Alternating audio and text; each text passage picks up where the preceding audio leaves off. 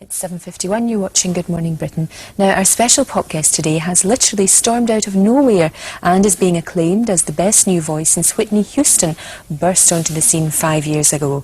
In America, she's at #1 in the singles chart, and her debut album has charged up into the top 5 spot. She's the daughter of an opera singer, and she's been singing since the age of 4, and she has a 7-octave voice. So welcome to Mariah Carey. Good morning to you. Good morning. It's lovely to see you. A 7-octave voice, that's quite incredible. You can go really, really low and really, really high. Yeah. When did you discover that you had this remarkable talent?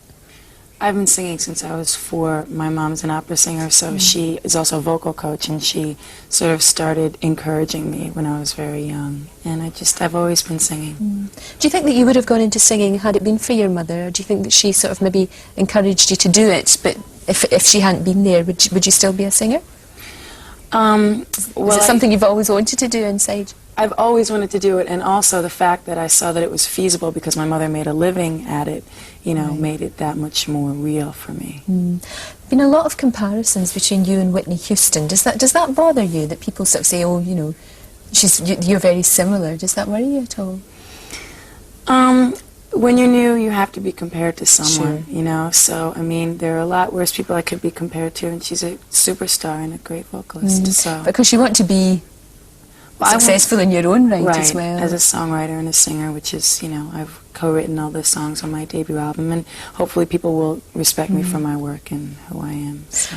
How did you then, I know that you were sort of steeped in music with your mother being able to teach you and to help you, but how did you go from that to actually getting into the world of pop? How did that all come about? How did you get your record contract and everything?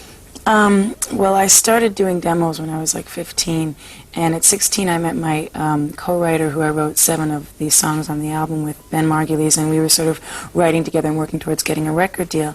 And then I started singing background vocals for a girl named Brenda K. Starr, who had a top 10 hit in the States a couple of years ago, and she became my really good friend, and she brought my tape. She brought me to a party and gave my tape to the president of CBS Records, Tommy Mottola. Cool. And she handed him my tape and said, "This is my friend Mariah. You know, she writes all her own songs. She's 18 years old at the time."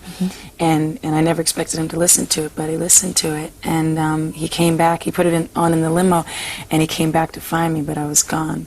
What, from the party? He put it on, and then he Right. was so impressed he came back to get you. Yeah, he but you turned weren't around. No, I was gone, and there was no phone number on the tape. So finally, he tracked me down that Monday, and I just signed with CBS. Great, that's brilliant. Well, I think we should have a look at some of the music. That's what I think. It's #1 in America. We don't know, maybe it'll go to #1 here. Here's Mariah Carey's debut single, and it's called Vision of Love. Here it is. Well, I think that's fabulous. Mariah Carey, who's with us on the programme this morning. Tremendous. A little bit Brenda Russell as well, I thought.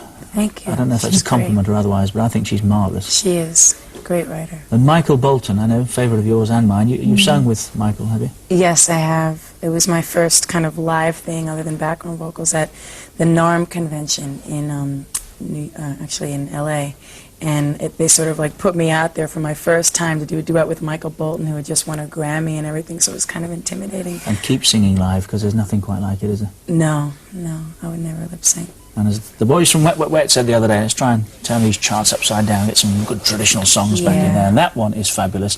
It's Vision of Love by Mariah Carey. Thank you for joining us. Thank you. Good luck, you're on the way home today. Thank you, yes.